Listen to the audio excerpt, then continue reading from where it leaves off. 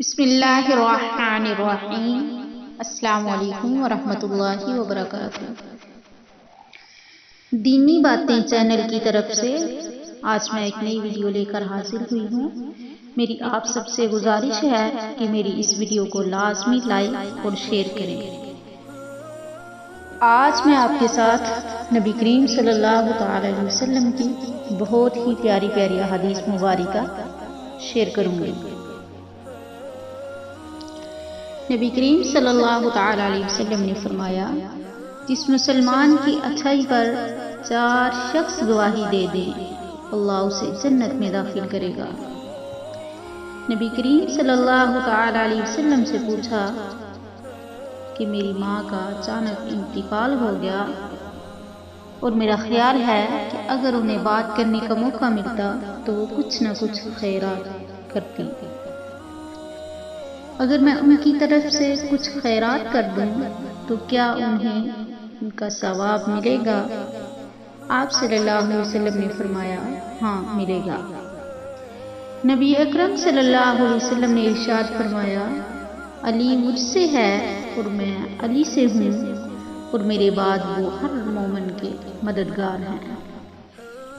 نبی اکرم صلی اللہ علیہ وسلم نے ارشاد فرمایا، فریب جہنم میں لے جائے گا، اور جو شخص ایسا کرے گا جس کا حکم ہم نے نہیں دیا تو وہ مردود ہے۔ بنی اسرائیل کا نظام حکومت ان کے انبیاء کرام چلاتے تھے۔ جب بھی ایک نبی رخصت ہوتا تو اس کی جگہ دوسرا نبی آ جاتا، لیکن میرے بعد تم میں کوئی نبی نہیں آئے گا۔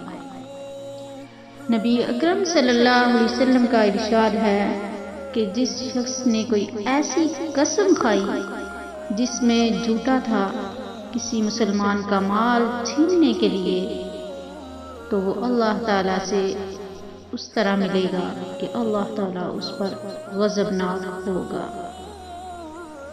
نبی اکرم صلی اللہ علیہ وسلم نے ارشاد فرمایا، جس نے ملاوٹ کی وہ ہم میں سے نہیں۔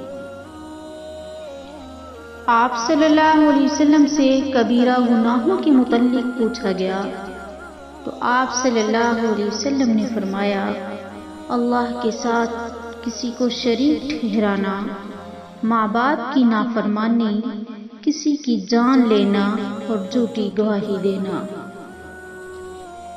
نبی اکرم صلی اللہ علیہ وسلم نے ارشاد فرمایا، بندہ سجدے کی حالت میں اللہ کے زیادہ قریب ہوتا ہے، لہذا اس وقت کثرت سے دعا مانگا کرو۔ حضرت اسماء رضی اللہ تعالی عنہا نے فرمایا، یہی وہ مبارک جبہ ہے جسے حضور نبی اکرم صلی اللہ علیہ وسلم پہنتے تھے، سو ہم اسے دھو کر اس کا پانی بیماروں کو پلاتے ہیں اور اس کے ذریعے شفا طلب کی جاتی ہے۔